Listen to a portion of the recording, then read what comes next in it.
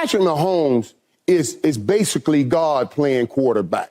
Chiefs Kingdom live. So on at it. What's hot? Know your role and shut your mouth, you jabroni. And when it's grim, be the Grim Reaper and go get it. It's Mahomes' house, and it is good. Woo! Arrowhead man. The Lombardi Trophy has a red and gold reflection. You gotta fight for your right to party. Howdy, Chiefs Kingdom. It's Wednesday. It's 8 o'clock. It's Chiefs Kingdom Live. Thank you so much, as always, for joining us. While you're here, real quick, if you wouldn't mind, make sure to click or tap that like, click or tap that subscribe, maybe turn on those notifications so you know when we go live. It really helps the show out, and we'd appreciate it a lot. What also helps is if you tell your friends and family and other Chiefs fans about the show. Always appreciated. We got a pretty good off-season show for y'all this evening. Plenty of things to talk about here, even though we're in a little bit of a lull after the Super Bowl and the initial splash signings and free agency and the draft coming up here. So I got several things to talk about. The Rashee Rice story's got some new developments. Chiefs re-signed a fairly key player on the defense. There's the annual preseason champs talk about the division. Hang the banner. Hang the banner for the umpteenth straight year. We'll talk about that. We'll talk about maybe where we think the Chiefs go after the stadium vote.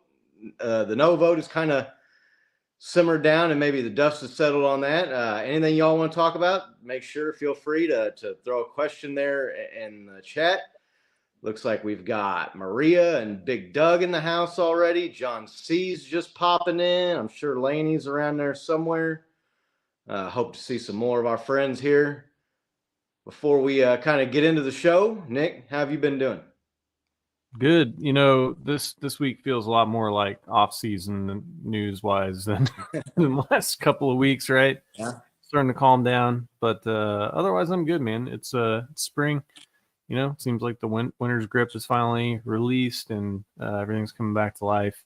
It's and the Chiefs are still Super Bowl champs, so you know it's pretty good, man. How are you doing? I'm doing real well.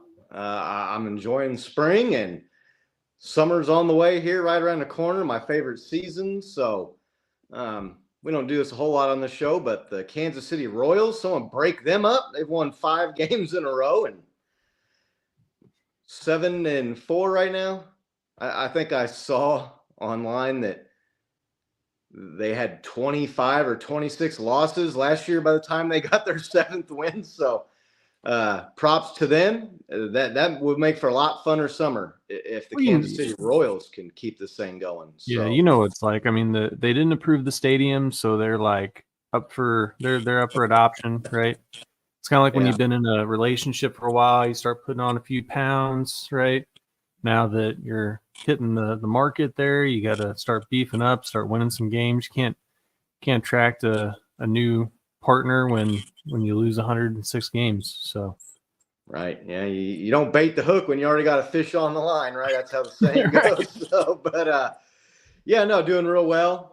Excited. The last time the Chiefs weren't Super Bowl champions was when the Los Angeles Rams, right, were the defending champions, which seems like a long time ago. And Joe Burrow lost. So we might talk a little Bengals and Bills too. That's kind of an interesting development and storylines going on with those two teams who have been the prime contenders in the AFC the last handful of years, but they've got some question marks going into the season. So we might get into that. Again, if you want us to talk about anything or if you got a question, make sure you throw it up there in the chat. We'll start off. We'll get into the Rashee Rice story. Some fairly significant developments since we last discussed this last week.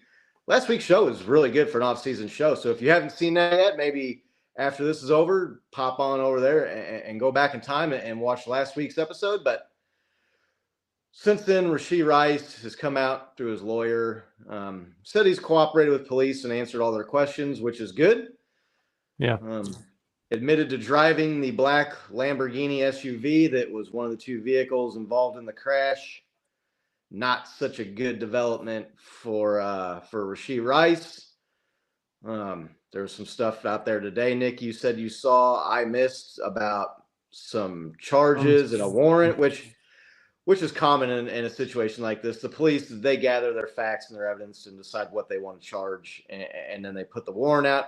I'm sure Rashee Rice is arranging like a turn-in. He'll turn himself in with his lawyer to make things go a little bit more smoothly there. As always, we preface all discussions about ongoing legal issues and charges with players, or anybody for that matter, innocent until proven guilty. So keep that in mind here as we discuss it. But it's not that's not good news for it's definitely not so, great. We talked about this last week. It's hard to speculate about what the NFL is going to do versus what the legal system is going to do. They might kick the can down the road and stall this thing out and get continuances on Rashee Rice's part. He might not even have a player go to court or anything until damn near the end of the season. Sometimes this stuff gets drug out for well over a year. So the NFL, though, does their own investigations, and I'm sure they're well aware of these recent developments. They are inconsistent at best with punishments, but I don't see a scenario where Rashee Rice is not suspended for some portion of this season. Nick, what are your thoughts on the update here and the developments, and what do you think that means for Rashee, and maybe how you felt last week about what he was looking at discipline-wise maybe coming up this year? Well, first off, let me the breaking news from Stephen Dial, at Stephen Dial, Fox 4. Breaking arrest warrant issued for KC Chiefs receiver Rashee Rice. 1 count of aggravated assault, 1 count of collision involving serious bodily injury, 6 counts of collision involving injury. So sounds like some pretty serious stuff, right? We hope that if anybody was seriously injured that they're okay. Give me just a second. Sure. Yeah, the initial reports were that there was only some people involved that had minor injuries. Of course, something that might seem minor at the time of the accident could be more serious, or you find out maybe a few days, some time goes by that you got some injuries that maybe didn't come to the surface immediately. I don't know how many of you all watching this show or in the chat have been in a car accident or wrecked a dirt bike or just anything. Sometimes it takes a couple days before you realize, oh man, this hurts. Right. The adrenaline wears off from the accident, and the fight or flight kind of thing, and kind of wears off. So got Nick back here. Sounded like the cat was making some noise for you. I have like the most annoying cat in the history of cats. Yeah, I might argue that point, but well, no, yours isn't annoying. Yours is dangerous. So yeah, look, it's unfortunate, man. You hate to hear that, there's that many people that were injured. You hope that everybody's okay.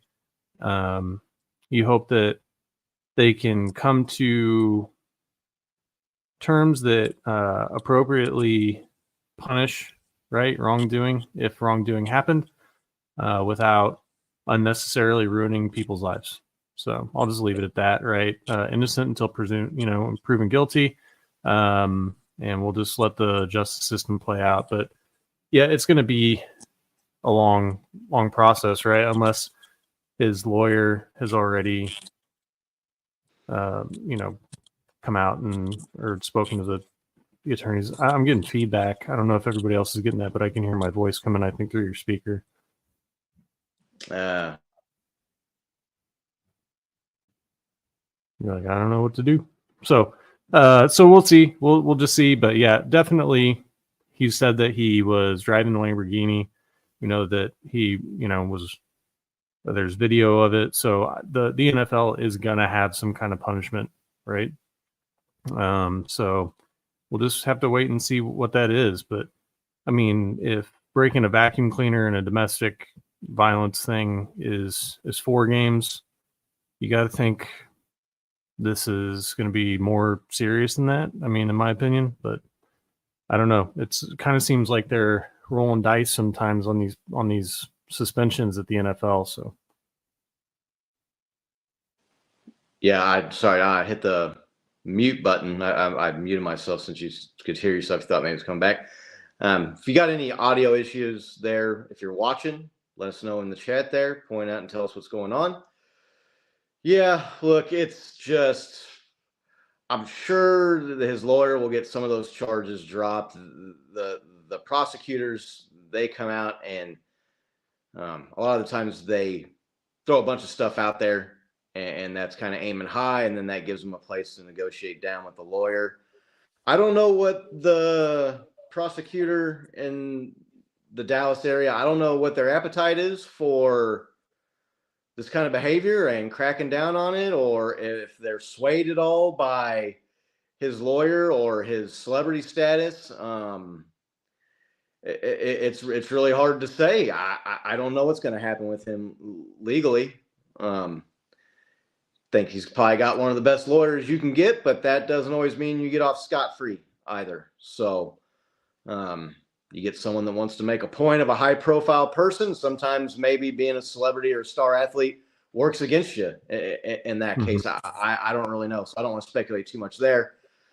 The NFL is going to do some sort of take some sort of action where they put him on the commissioner's exempt list, or they come out and they say, here's a suspension. With it being so far ahead of the regular season, you'd think maybe the league and the team is trying to work something out to where he misses his games early. I don't think the league necessarily will wait around for the legal stuff to filter out. Maybe it does, and maybe he gets a suspension or some sort of punishment next year, but I definitely think it's more likely than not that it's this year. I mean, if you had to put like an over under on the number of games you think he's going to miss, let's say what, 5.5 games, 6.5. Yeah, I was thinking 6 games. So more over under 6. You could have 6 in, so that's why you do 6.5 or something. But I could see him getting like 8 games, though, man. This is a pretty serious incident that happened, and he left the scene afterwards, which never not one of the charges, according. I mean, that's just some tweet from somebody. I don't know if that's that's right. But again, what he's charged with and what the NFL finds and decides to use in their calculation for their discipline, 2 completely separate things. So, I mean, I think he's looking at 6 to 8 games somewhere in there. I don't know why they always seem to do an even number of games for some reason. You never see a 5-game or a 7-game suspension, but just again, he should be thankful. Everybody should be thankful that it doesn't sound like, or it could have been worse, right? It could have been a lot worse. So we'll just have to see. I can't remember last week. Did you seem to think that it affected their draft? I know you and Bo and I talked about it last week. I don't think so. He's not like, they're not going to permanently, ban him from the NFL. It sounds like he spoke with the team. I feel like he kind of, aside from the initial response, which is to leave the scene, which, you can hear all kinds of speculation on whether that was the right move or not. But sounds like after that, he got a lawyer. He, met. He, posted he's taking responsibility. That makes me feel like he's spoken with everybody. He's like, look, I messed up, and he's just kind of throwing himself at the mercy with a good lawyer. So I don't think that the Chiefs are going to necessarily move on from him, right? Andy Reid doesn't have a history of flushing guys after they screw up. So, I don't know. Kevin here. He seems to think that he's in for a little bit more. Kevin's taking the over on 5.5 or 6.5. So, I don't know what they'll do. We're gonna find out. Yeah, and if Watson got 11 for like 50 accusations or whatever it was, Yeah, I don't know. Von Miller, as far as I know, hasn't received anything. Have you heard anything about that? He could. No, it was later in the year when his incident, the accusations against him came out. So maybe they didn't have time to investigate it thoroughly enough to get enough information to do a punishment last year. Maybe it gets pushed off until this coming season. So, you see players get 4 games for PEDs, and then there's also the appeal process too, where you get 6 or 8 games and you appeal it, and then they shave a game or 2 off. So I'm sure that will come into play, and when the league decides to do it, what they do with him. But it's just so unpredictable with the NFL. So we'll keep everyone updated. I imagine this story is probably going to die down a little bit now that this stuff has come out and the charges have been filed according to was that like a Dallas news person or someone that you saw in there, or let me see. Stephen Dial, Fox 4 Dallas reporter, co-host, dude. There you go. So you'd think that someone there in a local news station would be in the know on what's going on there. So to be determined with Rashee Rice. Let's hope he takes this as a learning lesson, not just for like as a football fan, not wanting to miss more games or get in trouble, but dodged the bullet, so to speak, I guess you could say here, and could have been a lot. Yeah, I mean, he could have killed somebody, right? So, yeah, and so thankfully it wasn't. That didn't happen. A little bit better news: the Chiefs re-signed Mike Dana to a new deal, defensive lineman for the Chiefs. The Chiefs put out a video of teammates. They went around to his teammates on the defense and asked him, who's the unsung hero of this team and this defense? Who doesn't get enough credit for what they do? And everybody was like, right away, it was Mike Dana. Mike Dana's the man. He's always where he's supposed to be. He's always filling his gap. He's always doing his job. You never have to worry about his assignment and what he's doing. And you can always kind of like count on him to be your right-hand man there and do his job. I'm trying to think how many sacks he had last year. I want to say he had a handful of sacks, but got glowing praise from his teammates. He's a guy that's familiar with the system. I know Steve Spagnuolo, Spags, has talked highly of Mike Dana. This is probably a deal that happens because of the L'Jarius Sneed trade, right? You freed up that $20 million. Sure. So now a guy like Mike Dana can get a $15 million guarantee. Nice payday for him. Not a blockbuster deal, but that's still a good payday in my books. Nick, what do you think about Mike Dana, and how excited are you that he's coming back? I'm really excited. You see that the team is responding. Chris Jones put out a tweet. He's even tweeted at some people that were talking about too much money. He's like, what are you talking about? So the team's excited to have him back, and that means a lot. Sometimes being invisible is a good thing. Yeah. Especially on defense, right? I mean, if your name's not getting called and you're not like standing out, a lot of times it means it's because you're doing your job and you're doing your job well. They're not running in your direction, right? You're not getting burnt, or you're not, I don't know, you're not the problem. So I'm really excited. Any of these pieces that we can keep together will help with continuity.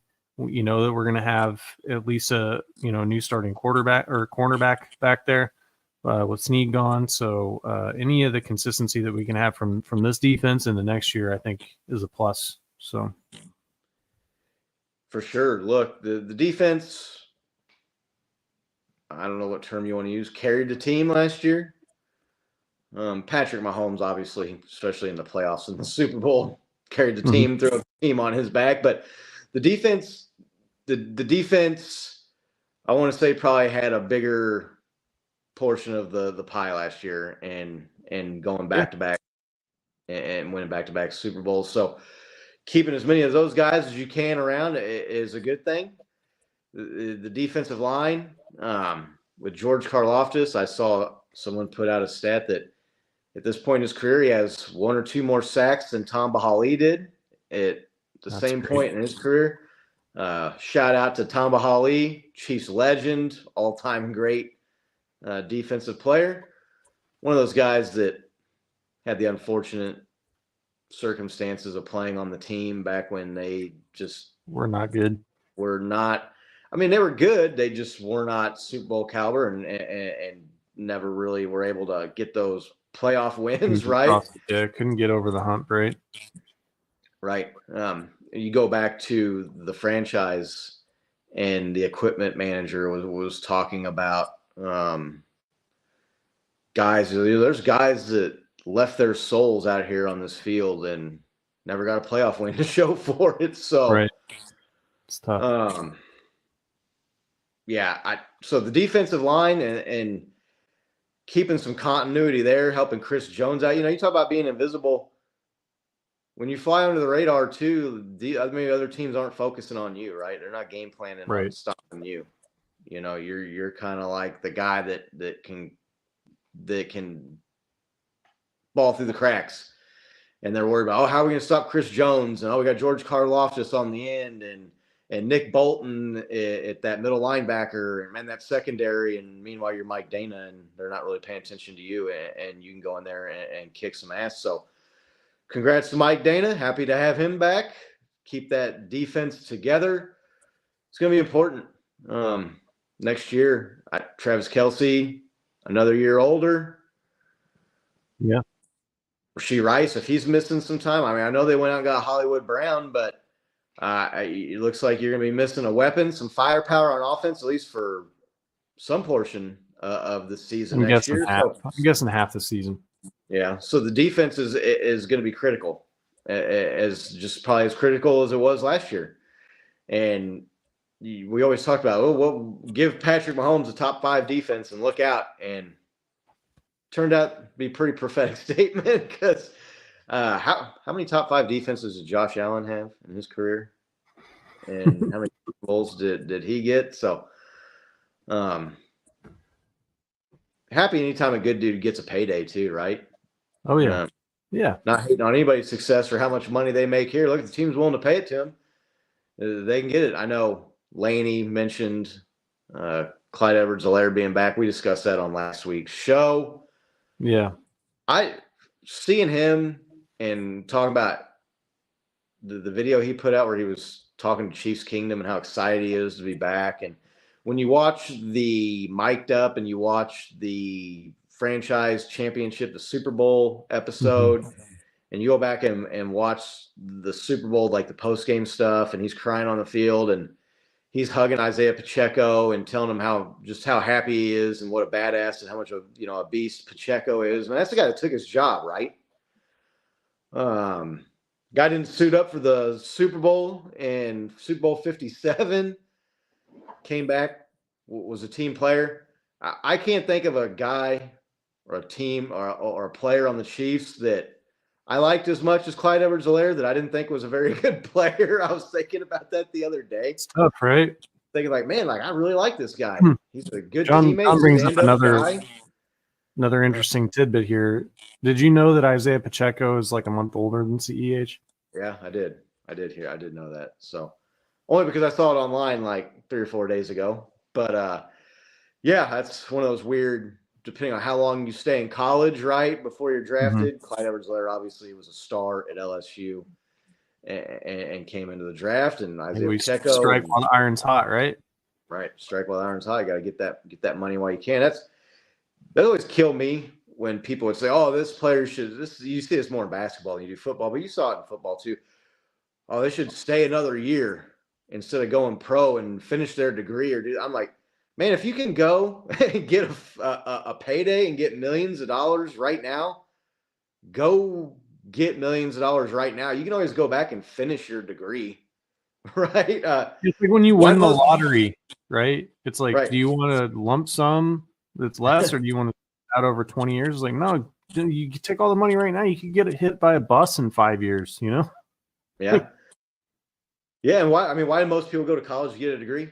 To get a job paying a lot of money. And so if you can just, Yep. hey, get that job paying that money first and then go get the degree later with all the money you made playing sports. So, yeah, That, no, that I've dynamic never. has changed now, though, right? Yeah. Where they can actually make more money in college. Yeah. Yeah, I don't know if the star players can. Like if you're a first round draft pick, or especially if you're basketball more so, if you're a lottery pick or something like that, you got to go get that money. But Yeah.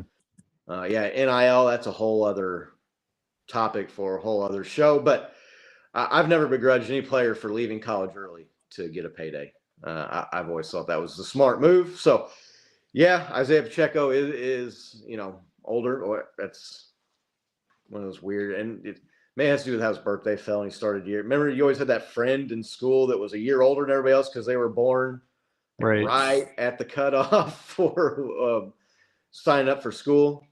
Well, it's like I think Joe Burrow's older than Lamar Jackson. Yeah. I don't know if that's true or not. That could be. I mean, Yeah, I'm pretty sure. So, yeah, I keep the defenses together as much as we can, especially when you lose a guy like L'Jarius Sneed.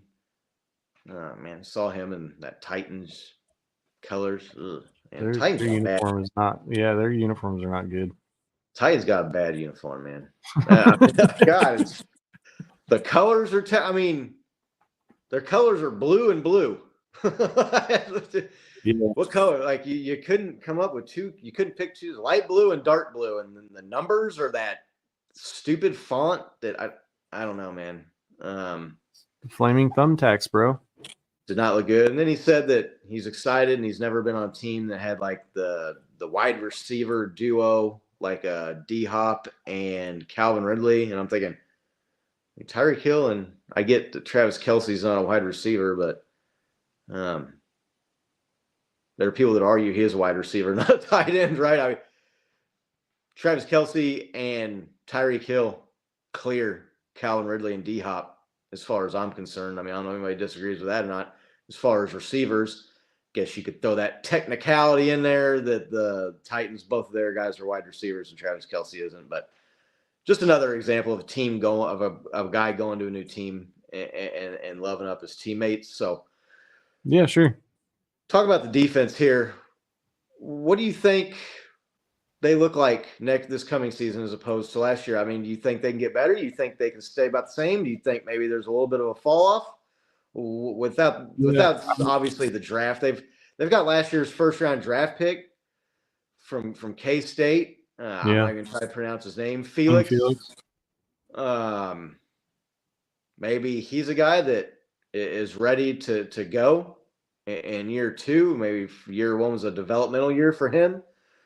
What are you expecting out of the defense this year, Nick? Better, worse, same? I mean, I think there's going to be probably a slight regression. You know, you lose a top cornerback, and I think that sometimes those really good defensive units, it's kind of like catching lightning in a bottle. It's hard to recreate that year after year. I mean, there's some teams that always seem to have stout defenses. Yeah. And maybe Spags can keep it together. Maybe there's enough of the core left that, you know, they just, you know, can pull it off again. But I mean, even if they go backwards a little bit, they're still going to be a really good unit, right? So you got to hope that, I mean, Rice obviously is, you know, in doubt as to how much he's going to be able to contribute this upcoming season. But, you know, with Hollywood Brown, Travis Kelce, right, and the rest of the boys on the team, you just got to hope that they can pull it off. Maybe get like a second or third round receiver that can contribute. You know, we've got Louis Reese-Zammit. I mean, you know, the great Welsh hope coming onto the team. So I mean, look, even if the defense takes a step backwards, the Chiefs are still going to be in a really good spot for the three-peat, in my opinion. So yeah, I'm interested to see what they do. Obviously, in the draft, I think they could maybe move up, possibly to try and get a corner in that first round. There's people talking maybe they do tackle. We'll probably do some more draft talk maybe next week and the following week with the draft coming up at the end of this month. It's still a couple weeks away here. So, I don't think there's any reason to say that the defense can't stay close to the same level. I know taking one step back is not predicting them to fall off, but you get another cornerback in the draft. If you can do something smart there, get the right guy. Yeah. Maybe I'm just saying, like, going from top 3 Sure. in scoring and yards to, top 6 or top 10. I mean, that's still a pretty damn good unit. So, yeah, it's still pretty good. If they fall down to top 10, like 8 or 9, that'd be a pretty big fall off from 3. So I'm hoping that don't happen. that would be concerning. But yeah, I mean, I think they can stay in that top 3, 4, 5. I guess that would be considered taking a step back. But I don't see any reason why they can't. I mean, I know you lose L'Jarius Sneed, but you can fill in the gaps. And this team lost Charvarius Ward, and the defense got better, right? So, I'm just saying we prayed for a top 10 defense for years. So, yeah, I get it. if they rank 8th in yards and scoring, like, just schedule the parade. That's what I'm saying. Yeah, no, I mean, I get it. 8th would still be good, but I'm just saying that's more than taking a step backwards, going from 3rd to 8th. That's a pretty steep drop. I mean, anyway. Yeah, I don't know, 4 or 5 spots. It's twice, right? You're going from 3rd to double, like we go 3 to 6. So, it would still be good. I got Chris Jones coming back. You got Furious George, another year's experience coming in here. Mike Dana's re-signed. Still got Nick Bolton. You kept Drew Tranquil in the fold here. So the key guys are back outside of L'Jarius Sneed, right? Trent McDuffie's still on the team. Nick Bolton's still on the team. Leo Chanel is a guy that took some pretty large steps forward last year. I'm expecting them to stay in that top 3 or 4 range. I don't see any reason why they shouldn't be able to play damn near the same form as last year. Counting on them to improve and go up to 2 or 1 might be a tall task, but definitely not impossible. But yeah, they got 2 games against the preseason juggernauts. Yeah. I mean, you knew that was coming, and we'll get to that here in a minute. Before that, though, there was something I saw. It was like maybe 10 or 15 minutes before we came on the show here. Someone noticed, there's been people noticing on an Instagram post of Patrick Mahomes working with the boys down in Texas, Camp Mahomes, whatever you want to call that Kadarius Toney was down there. Oh, yeah? Obviously, Kadarius Toney's still on the team. So, I mean, I guess it's not surprising that he's there. Does that do anything for you that he's down there working with Patrick and the other receivers? I don't. I mean, you keep punching the clock until they tell you not to show up, I guess. I mean, he's not punching it's like voluntary to be down there. But I mean, some of this may just be damage control for him too, trying to secure his next gig. I don't know. I mean, do you think he's going to be on the team next year? I mean, he's under contract. I mean, he didn't really have that big of a role later in the year in the postseason and in the Super Bowl. So, yeah, but neither did CEH, like we said a couple years ago. I mean, right. I just haven't. And of course, CEH isn't a wide receiver, but he's not down there working out with Patrick Mahomes. I kind of thought maybe Kadarius Toney had fallen out of favor with Patrick and with the team. And yeah, he's still on the team, but that don't mean that he's going to be down there with Camp Pat. I mean, who was McCole Hardman notoriously that 1 year wasn't there, right? With the other guys and drew a lot of criticism. So it was just interesting, slightly surprising to see Kadarius Toney. I would guess that was going to happen. So, Be interested to see what people in the chat think, if that's significant or not. But just kind of a funny thing, or maybe not funny thing, an interesting thing, something that caught my my eye, there before we kind of came on the show here. What do we think the offense? Think the offense take steps forward next year?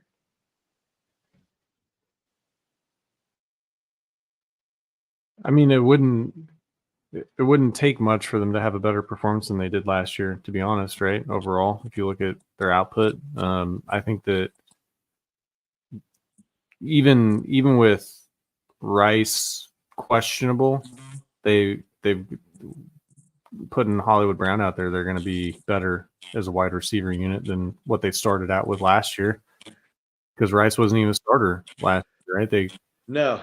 They had Sky, Tony, MVS. I mean, do you think Brown is better than any of those three guys? I mean, I think Brown's definitely better than MVS and Sky Moore. Yeah. And Tony, right? Yeah. Better than Tony. That's not even close with Tony. I mean, that's not even close to Sky Moore either. I mean, those guys. Yeah.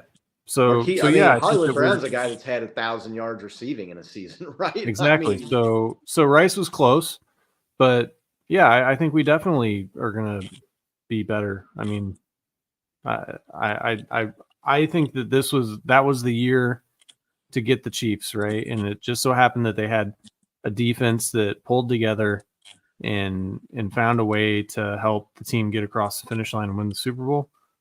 I think you're going to see a much better offensive output this upcoming year, because that's the anomaly, right? Like the year before, Mahomes set yardage record. He was the league MVP. I mean, that's more the norm than, struggling and just kind of some of these fluky things where you see people make, dropping passes, and especially in critical moments.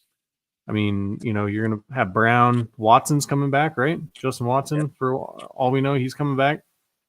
I think we're in a good spot, man. I think we're going to be significantly improved on offense. Yeah, I definitely think there's improvement, especially once Rashee Rice gets back. I think if he's missing 6 or 8 games early in the year, I think maybe you're at a wash with him and Rashee Rice. I mean, Rashee Rice had 900 yards and wasn't even a starter for a third of the season, almost half the season. So a lot of those yards were screen passes behind the line of scrimmage. They're still yards; they still count. I get it, right. but having a legitimate wide receiver threat that you can throw the ball to downfield just makes so many other things easier. It does. So, yeah, no. A lot of people in the chat talking about Sky Moore being a bust and make or break year for him, or maybe he's a bust already. I just don't see it with the guy. I didn't see it when they drafted him. A lot of people were hyped about him, but listen, we get all hyped about every draft pick, especially every guy that's drafted in the first day or two, the first 2 or 3 or 4 rounds. So, I've never seen it with Sky Moore, and I don't see him like, oh, year 3, look out, right? I mean, that's it's usually not how it goes with guys like that. So, speaking of getting better next year, it happened. Didn't even take until the draft. Didn't even take until the draft. I know if Maria's still watching, I know she was one of the first people to put it out there that I saw. Dante Whitner on the Kay Adams show, Up and Adams, that's a golden name for a show. If your name is Adams, a morning show. I mean, there's just so many great play on words going on there. But predicts the Los Angeles Chargers with their new coach, Jim Harbaugh, will be in the AFC Championship game this year. Do you see that happening, Nick? We've talked about John. I mean, stranger things have happened, but I mean, they're dropping players like flies out there, man. They lost Mike Williams. They lost Keenan Allen. Austin Eckler's another year older, if he's even back. I mean, they are in cap hell. I don't know what they can do. maybe if they crush it in the draft, they can replace some of those guys. It's a little scary to me that seeing the first 3 or 4 teams are going to pick quarterbacks, which would mean Marvin Harrison Jr. falls to the Chargers. I've seen that in a lot of drafts. Don't like seeing that. But Nick, the Chargers, do you see them in the AFC Championship game this coming season? Can you ever historically do you know of any player at that important of a position that just perennially blew the game at the end at every important junction that turned that around mid-career? I mean, I'd have to think about it. Not somebody that was a starter. I mean, there's been guys like Rich Gannon's a perfect example. The Chiefs never got their chance until later in their career. And then when they got their chance, took off. But no, look. Maybe Geno Smith, but he's not. I mean, he didn't like set the world on fire. No. I mean, he was good enough just to lose in the playoff sometime. Right. And I mean, he had DK Metcalf and Tyler Lockett. So I don't think fundamentally changing a coach, then also paying your quarterback a ton of money and having to cut a bunch of your good best players is a recipe for saying AFC Championship. I mean, I could be wrong, but I don't see it, man. I mean, they won 5 games last year with all those guys hurt for a significant portion of the season. But I mean, didn't they give up they were out of it at that point when Justin Herbert got injured? I mean, they just put him on the shelf, I feel like, more or less because they knew the season was over and going nowhere, right? Mm-hmm. It was like, yeah, I mean, this season's over. We're just going to put him on the shelf and get him ready for next year. So they just think they had a glossy record before he got hurt. I just I'd be interested to see what in the chat. What is it about the Chargers that people feel are compelled and feel the need to do this every year? I mean, can you think of are there any other teams out there that underperform as much as the Chargers do and still get the hype every offseason? No, man, I really can't. And maybe we don't follow other divisions, or maybe the NFC. Maybe there's an NFC team every year. But I mean, Big Doug, this is gold. Stop torturing yourself, dude. Live in the now. Yeah. Wayne's World reference there. Yeah, it's going off of John C's comment here. That's great. Right. I don't get it. I mean, I guess when you look, maybe if you look at Justin Herbert and you think he's that great. Oh, Laney's got one here. The Cowboys. Cowboys are always, but the Cowboys they win their division and make the playoffs. Yeah, the Cowboys actually have made the playoffs, and the Cowboys made playoffs 3-4 years in a row now. Yeah. Haven't really won any playoff games, but they won their division this year, right? The Cowboys did. So I cannot think of a team that every year underperforms, is not a playoff team, loses in the first round of the playoffs if they do make it, and has at least 2 or 3 guys say, oh, they're going to go to the Super Bowl, or they're winning the division, or they're going to be in the AFC Championship game. You know what the Chargers are? Remember last year, Aaron Rodgers went to the Jets, and we were even picking the Jets maybe to win that division. And there's all the hype, and Aaron Rodgers runs out onto the field, and he's carrying the American flag, and dude, the crowd is just going nuts. Yeah, but and then 2 minutes into the game, he's out for the season, and they're just like, "Oh, done." That's like the Chargers season every year. And then they just hit the reset button, and it's just like, "Yep, this is going to be the thing." I think that they're just the least dysfunctional team. So like nobody can. Rich Eisen made the mistake, but nobody's really sitting there thinking that the Raiders or the Broncos are going to make the push. And they've got to try to have a hot take that somebody can dethrone the Chiefs, right? And so, I guess that's just the only pick that there is because Herbert has been a pretty decent quarterback, but I don't see it, man. I don't see it. It's almost like a meme or like the Aaron Rodgers saying he's won a Super Bowl though, and they had good defense, right? Yeah. It was 1 year.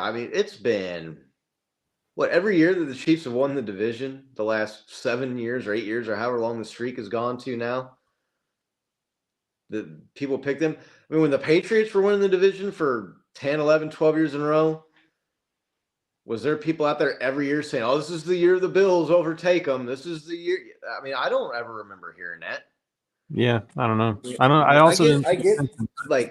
I get like the fatigue of fans and media with the Chiefs winning every year. But I cannot remember a team ever getting as much hype and as much juice from media and experts, so-called experts, and then just fail every year. There's these patterns with the talking heads in the NFL media that you notice. So everybody's talking about how great Patrick Mahomes is. Dude, there's going to be some point next year where they're sitting there people are going to be like, I think he's the third best quarterback in the NFL, or I think that it's going to happen, DJ Stroud's better than Patrick Mahomes. It's going to happen. I'm telling you, just bookmark it right now. 8:53 p.m. Central Time on April 10th, 2024. You can come back here and you can say, dude, Nick was right. We're now sitting here and people are sitting there talking about how Josh Allen is actually better than Patrick Mahomes. And dude, everybody's going to forget about, back-to-back Super Bowls, this or that. And dude, it's like this weird amnesia that happens. And it's the Chargers being just the preseason gonna do it team. I don't know. The Cowboys are going to the Super Bowl. This is their year, right? John C's right. It's been 20 years of that this is the Cowboys' year. I don't know. The Cowboys win the division and make the playoffs. The Chargers don't. Yeah, but they don't make sneak in as a wild card once every 3 or 4 years and then lose in the first round. The Chargers, Justin Herbert's made the playoffs one time, and they blew a 20-point lead to the Jags. Before that, when was the last time they made the playoffs? Philip Rivers? Yeah. There's a few. They did lose to those Philip Rivers was that teams Justin Herbert when they lost to the Ravens. Trying to remember how long ago that was. Now I'm going way back. But anyway, and I see Laney's talking about, the Broncos last year. I think it was more 2 years ago when Russell Wilson first got there. And people throwing other teams in there, but it's every year with the Chargers. I did it last year with the Panthers. I picked the Panthers to win the division because I thought they got the good quarterback and they had played good at the end of the year before. Everybody has a Cinderella darling team in the offseason, but it's never the same team every year for 8 years like it is the Chargers for whatever reason. I don't know if it's the uniforms. I don't know if it's that they play in LA, although they did it when they were in San Diego. And San Diego's no hotbed, right? Huge market. Right. I don't get it, but there'll be more. Dante Whitner will not be alone come draft time and OTAs of people picking the Chargers. So I guess if you do it long enough, you'll be right. Right? Oh yeah. Maybe in 12 years when Patrick Mahomes is at the end of his career, someone will say, "See, I told you so," and it'll have been you picked them for 18 straight seasons to win the division that they finally did. You ever watch the videos where the people are trying to do the trick shots? Yeah. It's just they're just nailing all these trick shots. It's well, yeah, but you didn't see where they sat there for 12 hours trying to do it. Or longer, or days. Yeah, days, weeks, right? Yeah, I agree with you. It's just if you say enough like low percentage stuff, eventually you'll hit on something and you'll look like a genius, I guess. And I don't know, but it is almost like a meme now, right? I mean, it's like, oh, the Chargers are going to win the division. It must be April. What meme is it? I mean, is it like the one where like the person's gradually painting their face up and putting the rainbow hair on like a clown? Yeah. I mean, I mean, in reality, it's that meme. I mean, I don't. It's Or maybe like the one with all the army guys, and then like there's the one guy that's dressed like a clown. right. Yeah. You got like the Chiefs and the Ravens and the Bills and the Bengals, and then like it's the Chargers or the clown guy getting ready to go in there. I know that he grates on some people, but I mean, Nick Wright gave us a great one that we used earlier. Hang the banner. Oh, Chargers, hang the banner. All right, hang the banner. Yeah. Did you see the episode the other day where he was hanging the banner for the Bills?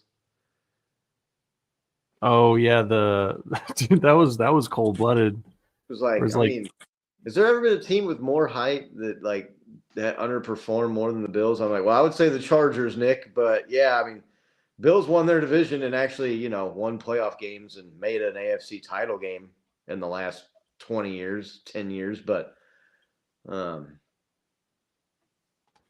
yeah, the banner, what was it, like Super Bowl contenders for 4 years in a row or something?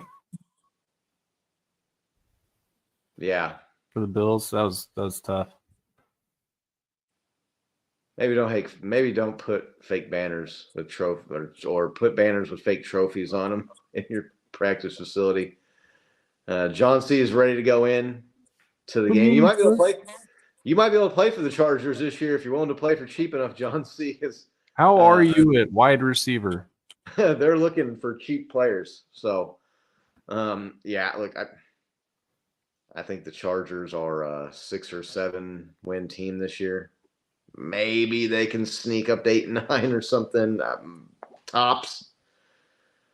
The thing that separates them from other teams, I think, are they're not going to be tanking, right? Because you got to feel like they think they have their quarterback of the future. If they could just get some defense to go with them and maybe a playmaker or two at wide receiver, that they're going to go around and get it. But unlike the Broncos and some of these other teams that are wanting to suck for draft picks. So they'll actually be trying, which is why I think maybe they can win a couple more games than they did last year. But it's going to be tough. Like I said, they've lost a lot of players.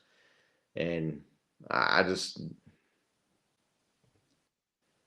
don't get Andy Reid vibes like when he went from Philly to the Chiefs, like I'm getting for Jim Harbaugh going from Michigan to the Chargers. You know what I'm saying? Mm-hmm. We got a lot of Nick Wright support in the chat. I'm a Nick Wright fan too. But I do know that he does grate on some people's nerves. So yeah, look, he's he's the